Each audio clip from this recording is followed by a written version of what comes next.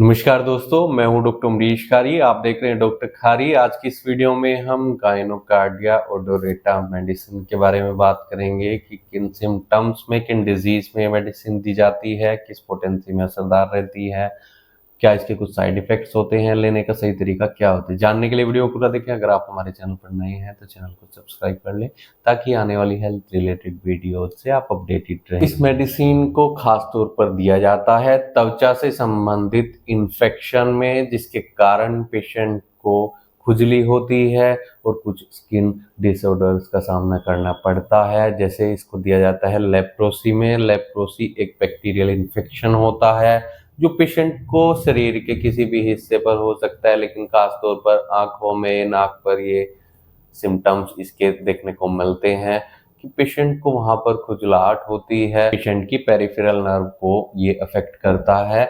ये लेप्रोसी में बहुत इफेक्टिव मेडिसिन रहती है। अगर पेशेंट को ये बैक्टीरियल इन्फेक्शन हो जाता है तो उसको क्योर करने में मददगार रहती है, जो कि क्रोनिक कंडीशन का होता है, लेकिन ये इन्फेक्शन क्योरेबल रहता है। तो लेप्रोसी में इसे हम यूज कर सकते हैं। इसके अलावा हम इसे सिफिलिस में यूज कर सकते हैं। सिफिलिस भी बैक्टीरियल इन्फेक्शन होता है जो एक पेशेंट से दूसरे पेशेंट में जाता है। तो ऐसे केसेस में इस बैक्टीरियल इन्फेक्शन को ठीक करने में मेडिसिन बहुत इफेक्टिव है। सिफिलिस बैक्टीरियल इन्फेक्शन जो होता है वो पेशेंट को पेनलेस होता है। इसके अलावा इसे हम रियोमेटिज्म में दे सकते हैं, गठिया के केस में दे सकते हैं। पेशेंट को एक्सटर्नली या इंटरनली रियोमेटिज्म के केस देखने को मिल रहे हैं। पेशेंट को दर्द का सामना करना पड़ रहा है, क्रोनिक रियोमेटिज्म है, तो ऐसे केसेस में दवाई बहुत इफेक्टिव रहती है।